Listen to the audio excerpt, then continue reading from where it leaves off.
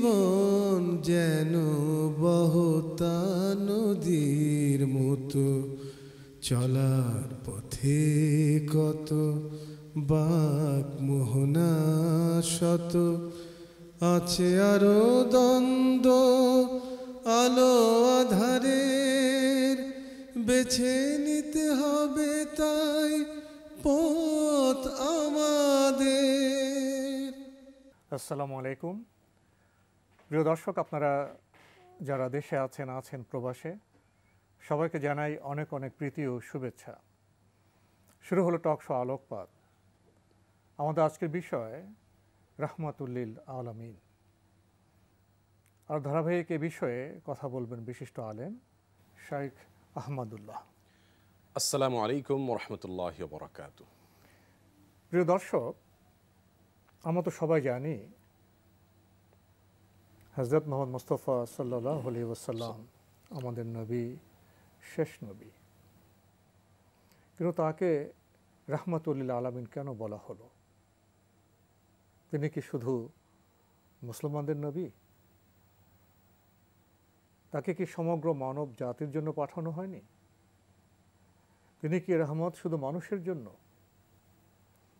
এই বিশাল বিষয়টি বোধহয় আমাদের অনুভব এবং উপলব্ধি করা প্রয়োজন।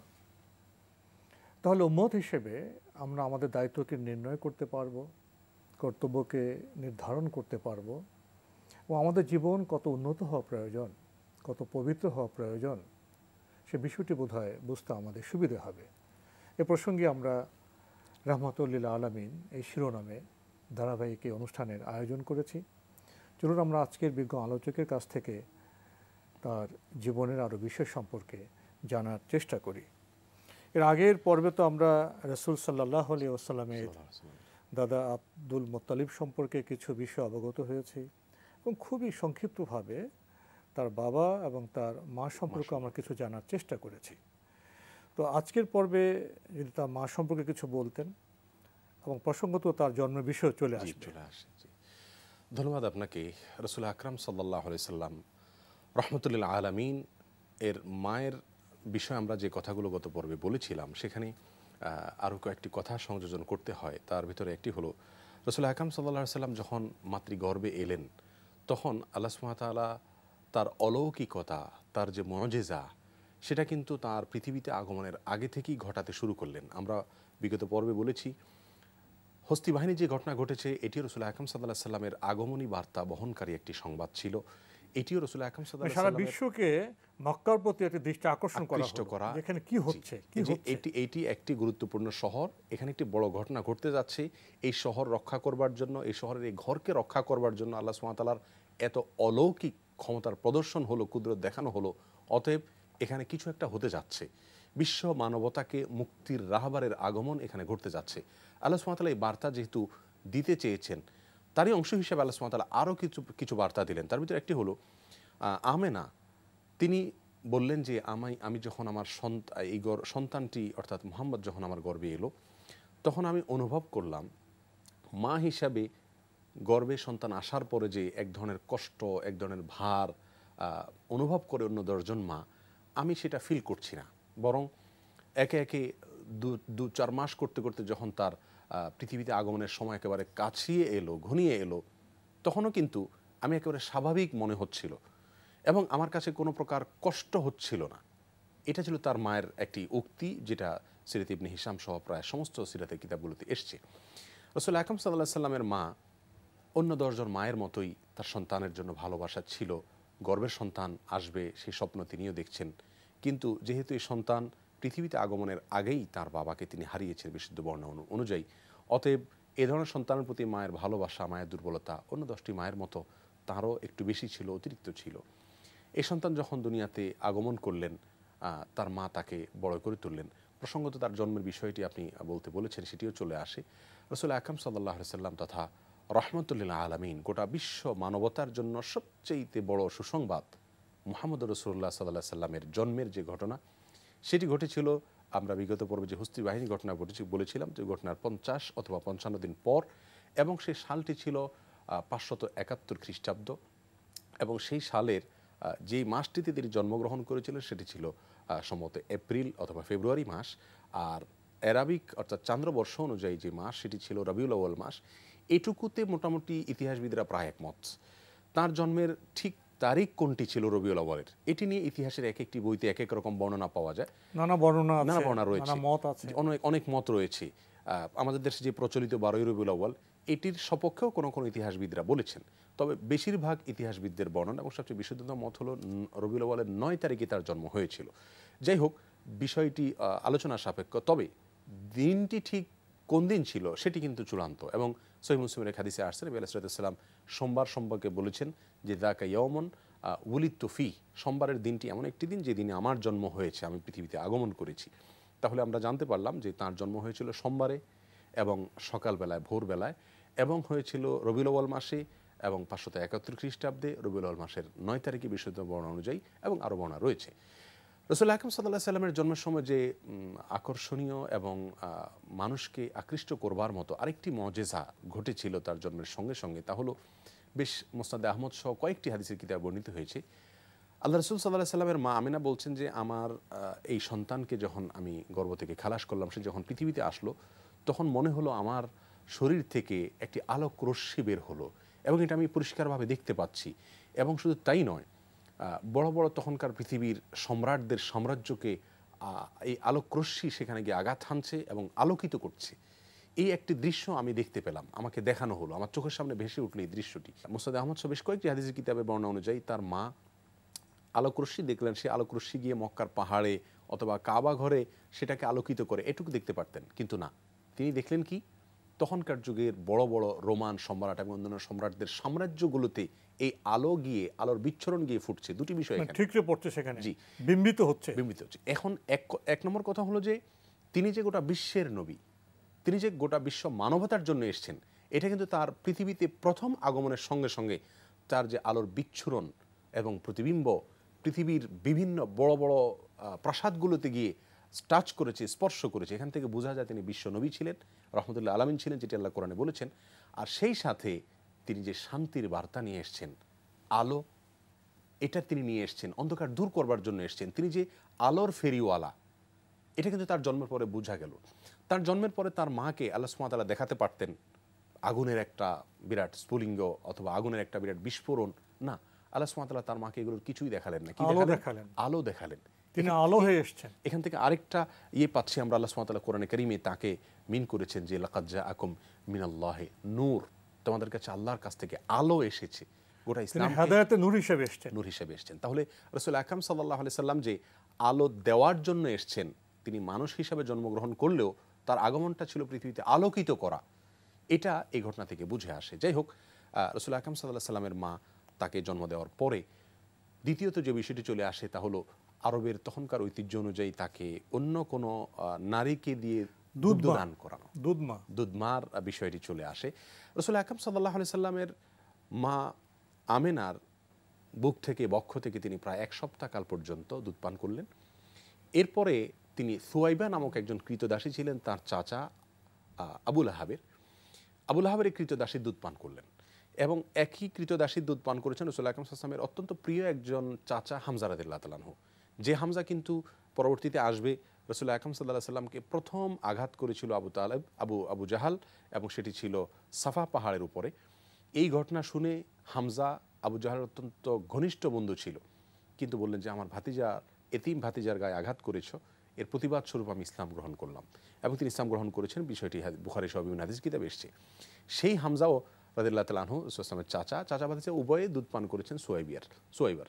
তো এই সুয়াইবা, এই কৃতদাসী এই চাচাকে অর্থাৎ আবু লাহাবকে যখন রাসূল আকরাম সাল্লাল্লাহু আলাইহি ওয়াসাল্লামের জন্মের সংবাদ দিলেন, আবু লাহাব তখন এই সংবাদে আনন্দিত হয়ে এই কৃতদাসীকে বললেন, তুমি এত বড় একটা সুসংবাদ বহন করলে যে আমার মৃত ভাইয়ের সংসারে, তার পরিবারে, তার বংশে একটি সন্তান, ছেলে সন্তানের জন্ম হয়েছে। তখন জাহিলি যুগ, ছেলে সন্তান মানে বিশাল ব্যাপার। অতএব ভাতিজা জন্মগ্রহণ করেছে, এই সংবাদ তুমি দিয়েছো, যাও, তোমাকে আমি মুক্ত করে দিলাম, স্বাধীন করে দিলাম। তার নবীর জন্মে আনন্দিত হয়ে আবু লাহাব কৃতদাসীকে মুক্ত করে দিলেন। এবং সংবাদটি যখন আসলো চাচা আব্দুল মুত্তালিবের কাছে, আব্দুল মুত্তালিব রাসূল আকরাম সাল্লাল্লাহু আলাইহি ওয়াসাল্লামকে কোলে করে নিয়ে গেলেন সরাসরি প্রথম বাইতুল্লাহ। যেহেতু আমরা জানি ঠিক বাইতুল্লাহর কাছাকাছি মারোয়া পাহাড়, যারা হজে গিয়েছেন তারা জানেন, মারোয়া পাহাড়ের একেবারে অদূরেই অবস্থিত একটি ঘর এখনও সংরক্ষিত আছে। এটি ছিল রাসূল সাল্লাল্লাহু আলাইহি ওয়াসাল্লামের জন্মের স্থান। এই জায়গাতে তিনি জন্মগ্রহণ করেছেন এবং বর্তমানে সেটাকে লাইব্রেরি হিসেবে ব্যবহার করা হচ্ছে। ঠিক মারোয়া পাহাড়ের পাশেই হাজী সাহেবরা গেলে সাধারণত যেয়ে থাকেন সেখানে। এই জায়গা থেকে আব্দুল মুত্তালিব সঙ্গে সঙ্গে তাকে নিয়ে এলেন বাইতুল্লাহ, এবং বাইতুল্লাহ এসে আল্লাহর কাছে মন খুলে শুকরিয়া আদায় করলেন যে আল্লাহ, ছেলের ঘরে, আমার মৃত আব্দুল্লাহর ঘরে একটি সন্তান, ফুটফুটে সন্তান, ছেলে সন্তান আসলো, এবং তার নামকরণ করলেন মুহাম্মদ। অনেকগুলো ইতিহাসের কিতাবে বর্ণিত হয়েছে যে মুহাম্মদ এই নামটি আল্লাহ সুবহানাহু ওয়া তাআলা তার দাদা আব্দুল মুত্তালিবের অন্তরে এলহাম করেছিলেন, তার অন্তরে ঢেলে দিয়েছিলেন।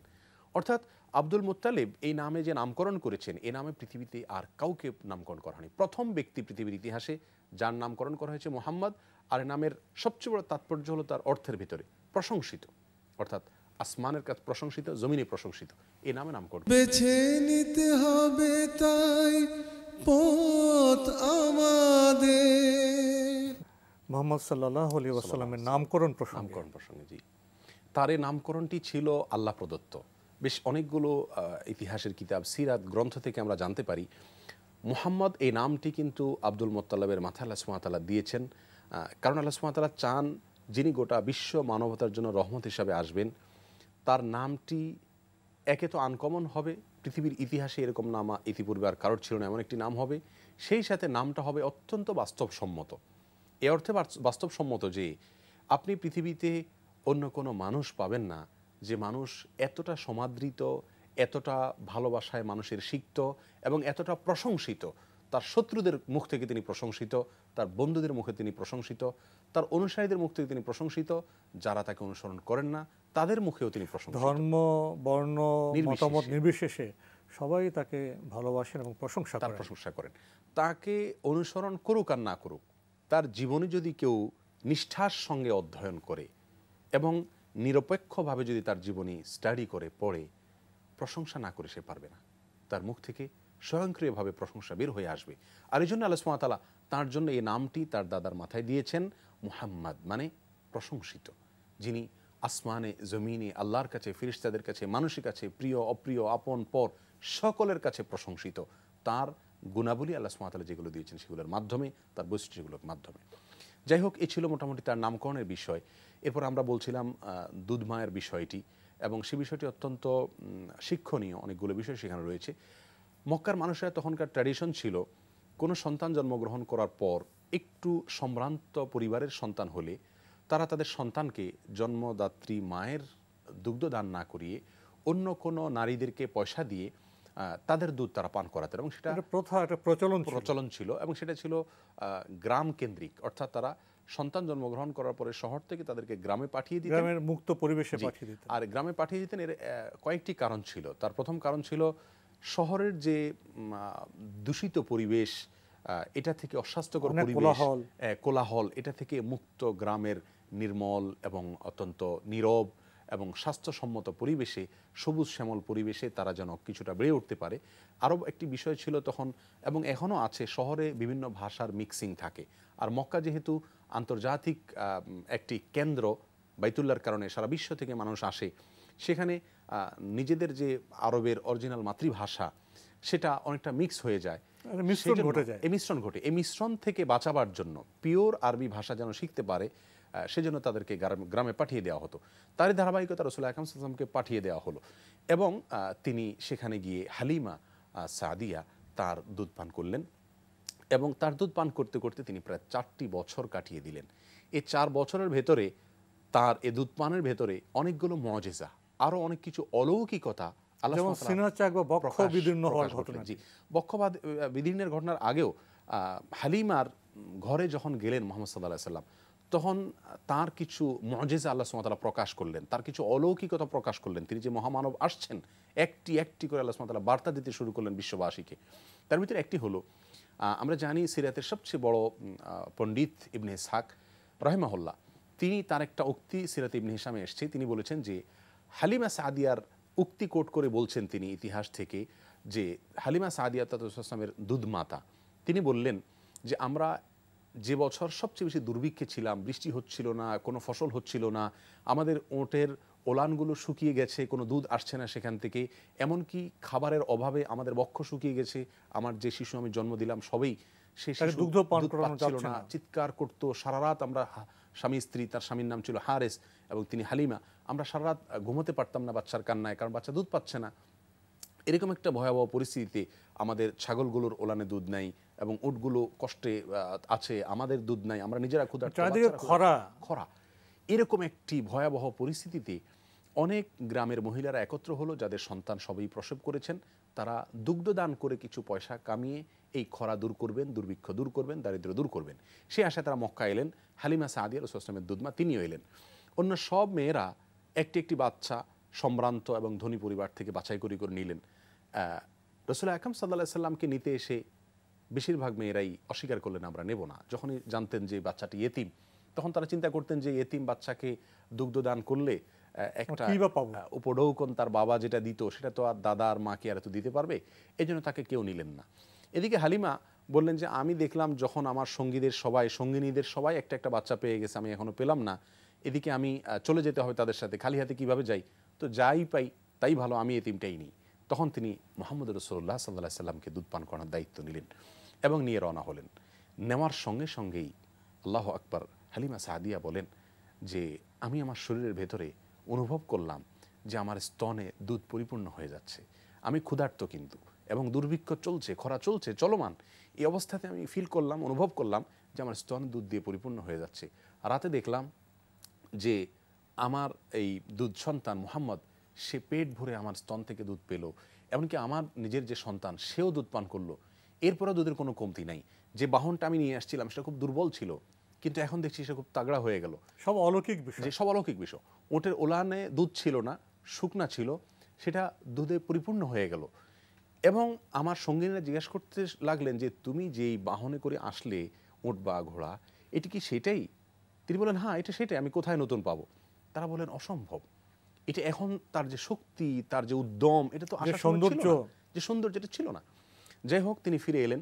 তিনি বলেন যে গ্রামে যখন আমার বনি সাদের মহিলা ছিলেন, তিনি বলেন যে বনি সাদের এলাকায় যখন আমি ফিরে আসলাম, তখন আমার ছাগল যেগুলো চড়ানো হতো সেগুলো দিন শেষে ফিরে আসতো, সবগুলোর ওলানে দুধ ছিল। আমরা ওট থেকে দুধ পেতাম, ছাগল থেকে দুধ পেতাম, সবাই দুধ পান করে সবাই খুব হৃষ্টপুষ্ট, সুখী, এবং সবাই ভালো আছি, শিশুরাও ভালো আছে। এগুলো দেখে অন্যান্য আশেপাশের মহিলাদেরকে তাদের স্বামীরা বলতো, তোমাদের ছাগল কোথায় চড়ানো হয়? এই যে হালিমার ছাগল যেখানে চড়ানো হয়, তোমরা কি সেখানে নিয়ে যেতে পারো না? তার এগুলোর ওলানে দুধ আসে, তোমাদের এগুলোর ওলানে দুধ আসে না, কারণ বৃষ্টি নাই, ঘাস শুকিয়ে গেছে, এগুলো তো আল্লাহ প্রদত্ত। যাই হোক, আল্লাহ অলৌকিক বিষয়টা তাদের জানা ছিল না। হালিমা রাসূল আকরাম সাল্লাল্লাহু আলাইহি সাল্লামকে যখন ধারণ করলেন, যখন তাকে বুকে নিলেন, যখন তাকে লালন পালন শুরু করলেন, আল্লাহ সুবহানাহু ওয়া তাআলা বরকত নাজিল করা শুরু করলেন। এখান থেকে আমরা শিক্ষা পাচ্ছি, মুহাম্মদ রাসূলুল্লাহ সাল্লাল্লাহু আলাইহি সাল্লামকে ধারণ করে যদি হালিমা তার জীবনের প্রত্যেকটা ক্ষেত্রে এরকম বরকত পেয়ে থাকেন, আজও আমরা মুহাম্মদ রাসূলুল্লাহকে রহমতুল্লাহ আলামিনকে যদি সত্যিকার অর্থে ফলো করি, আমাদের জীবনের পরতে পরতে প্রতিটি পদে আমাদের জীবন, আমাদের পরিবার, আমাদের সমাজ, রাষ্ট্র, পৃথিবী বরকতময় হবে, বরকতময় ইনশাআল্লাহ হয়ে যাবে, এতে কোনো সন্দেহ নেই। এই ছিল রাসূল আকরাম সাল্লাল্লাহু আলাইহি সাল্লামের দুধ পান সম্পর্কিত ঘটনা। এবং তিনি তার দুধ ভাই বোন যারা ছিল তাদের সকলেই তিনি যতদিন ছিলেন বরকতের সঙ্গে ছিলেন। আমাদের হাতের সময় একেবারে কম, 1.5 মিনিটের মতো সময় আছে। এখন বক্ষ বিদুন বা সিনা চাক সম্পর্কে যদি কিছু বলতেন। জি, ধন্যবাদ আপনাকে।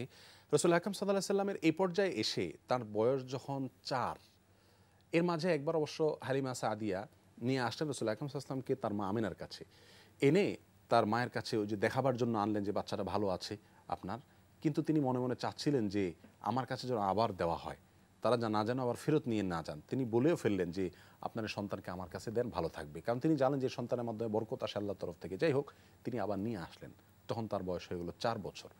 ঠিক বয়স যখন 4 বছর পার হলো, আর কয়েকদিন অতিক্রম হলো, তখন তিনি একবার বাচ্চাদের সঙ্গে খেলছিলেন একটি মাঠে, এবং ঘটনাটি বর্ণিত হয়েছে সহিহ মুসলিমে। আনাস রাদিয়াল্লাহু তাআলা বর্ণনা করেছেন যে রাসূল আকরাম সাল্লাল্লাহু আলাইহি ওয়াসাল্লাম অন্যান্য বাচ্চাদের সঙ্গে খেলাধুলা করছিলেন, বয়স 4। এমত অবস্থায় আল্লাহ সুবহানাহু ওয়া তাআলার পক্ষ থেকে, আসমান থেকে ফেরেশতাদের একটি দল আসলো। কয়েকজন লোক আসলেন মাঠে, এসে বাচ্চাটিকে ধরে, অর্থাৎ মুহাম্মদ সাল্লাল্লাহু আলাইহি ওয়াসাল্লামকে ধরে শুয়ায়ে দিলেন। এই দৃশ্য দেখে বাচ্চারা দৌড়াতে লাগলো, তারা ভয় পেয়ে গেল এবং তার বক্ষকে তারা বিদীর্ণ করলেন, শোয়ে তাকে চিৎ করে তার বক্ষকে তারা বিদীর্ণ করলেন, হার্টকে তারা সার্জারি করলেন এবং বক্ষের ভেতর থেকে কিছু একটা বের করে স্বর্ণের একটি পাত্র যেখানে জমজমের পানি রাখা ছিল সেটাতে তারা ধুলেন, পরিষ্কার করলেন এবং বললেন, তোমার শরীরের এই অংশে শয়তানের ভূমিকা রয়েছে, যা ধুয়ে মুছে আল্লাহর তরফ থেকে পরিষ্কার নির্দেশ আসছে, কারণ তোমাকে এক মহান দায়িত্ব দিয়ে পাঠানো হচ্ছে, এক বিশাল বড় দায়িত্ব নিয়ে তুমি আসছো।